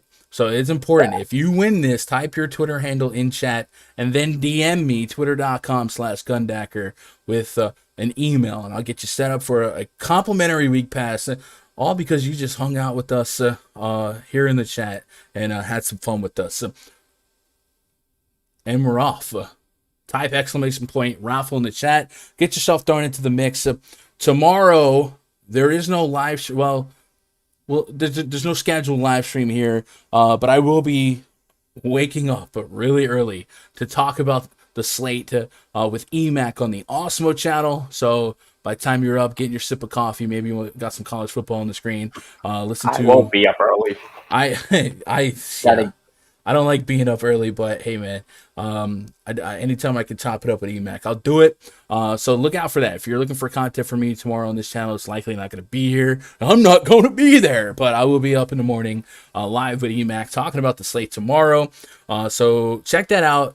Definitely support, if you got love for me, support me wherever I'm at, right? Go over there, hit that thumbs up, drop a urine chat, and then hopefully you guys can spend a day watching your college basketball team thrive and do well, man. You guys are loading up the week pass giveaway real fast. While this loads up, let me make sure I'm not missing any questions, comments, concerns in the chat. It doesn't look like I am. No love for Otto in case of Green, not good to go. So Otto Porter is what I would push back to Raj's love for Nemanja Bjelica. When Bjelica had that big game, Otto Porter was still limited. I think he might have even been out. Juan Toscano Anderson was still kind of iffy. So I do think there's still a world where the minute rotation could be diluted for the front court, wing court. And then remember, the Bulls aren't going to force you to play big, right? If the Warriors are leading, and right now we game script them to do so, the Bulls are already small without Vucevic. It could just be a small ball lineup, and you might get some weird stuff. And if you think DeMar DeRozan, the power forward, is weird, maybe you get DeMar DeRozan the center against Andrew Wiggins the center. You know what I'm saying? So I'm not confident enough in saying I gotta have Otto, I gotta have Bjelica. I think they are very fine, plausible plays, but certainly not a lock for me by any stretch of the imagination. If you told me right now Draymond was out, you know what I'm saying, guys? If you're out there lurking on YouTube, you haven't hit that red subscribe button, do it. Show me some love. We're trying to get the 6K subs by January 1. Twitter.com/Gundecker. Raj, I wish your Twitter handle was easier to plug. Showstopper_15. It'll probably be Jalen Carter music soon. I'm gonna rebrand that real quick. Yeah. Go check out Jalen Carter on Spotify. Oh yes, sir. We're actually on top of a big playlist already. Getting some playlisting action. The new song just hit the most streams ever for any of my other songs. I'm pretty sure. So yeah, we growing, we working. Let's go. I'm gonna need you to give me like a short one of these days and just like sing while I put stuff in there. Got it. Valdo says I appreciate you, Valdo. What's up, Chronic trying to join the raffle? Hold up, Chronic out here trying to make profits on free giveaways. Let me find out. 350. Hey, when I'm off the air, I'm gonna be right into the RunDFS.com VIP voice chat, looking a little something like this. If you guys want to be part of that, whether you win the week pass or not, if you don't win the week pass, hey, throw a $20 bill at us. Get into the spreadsheet, get into the pre-log voice chat. Click right here. Big League Stu already chilling. Shout out to Stu. And then it'll be fold up here. A lot of guys chopping it up. And then, of course, the links to the spreadsheets are there. And then you can link your Fantasy Cruncher account, all that good stuff. If you're not going to be in the Discord, go check out the Osmo Deeper Dive. Some really, really sharp dudes on that show. Big slate, never too much information, and they'll be able to give you more up-to-date ownership. I love their ownership projections, so go check that out. Man, this feels like the longest 5 minutes ever, but we're down under a minute. So if you're out there, you haven't typed exclamation point raffle in the chat, do it now or forever hold your peace. We will be back Monday at 3 p.m. Eastern, 2 p.m. Central. Probably, unless there's 3 games, and then I might have to. I'm gonna open up the books and look at potential cost streams for the members of the channel, because we're getting some members on this channel. So I do want to reward you guys that are going a little above and beyond, because you don't have to. You're hitting that join button. You're becoming channel members. I do want to find something to do. So maybe I'll post a channel member post on this page. So if you guys are channel members, look for that, and I'll look for your input. Let me know what you guys might think of what I could do to give you guys a little extra. I'm thinking Saturday streams might be the way to go. Might be. All right, here we go. 6, 5, 4. Raj, I will see you in the Discord in just a minute. Appreciate your time. Appreciate ya. Chat. I appreciate you more. I'm just kidding. Raj is Raj. All right, we got ourselves. Everyone, remember, type your Twitter handle in chat. Congrats to Josh. Josh back in the mix, man. Josh, I think Josh has been a Viper before, I'm pretty sure. So hit me up on Twitter, Josh. Josh, aren't you in the football league, or is this just a lot of Joshes? There's a lot of Joshes. How do we get our ticket? You DM me on Twitter, but it's not you, Joseph. But if you won, you would have DM'd me, whatever. Anyway, guys, I appreciate you guys making part of my day, be part of your day. I hope you crush it tonight. Let me know if you win. Send me the screenshots. You'll be part of the YouTube short too, like Zay Charles was yesterday. I love you guys. Good luck. God bless. And go win some money. Like, literally go do it. Literally go do it. As I click the wrong scene. Ah!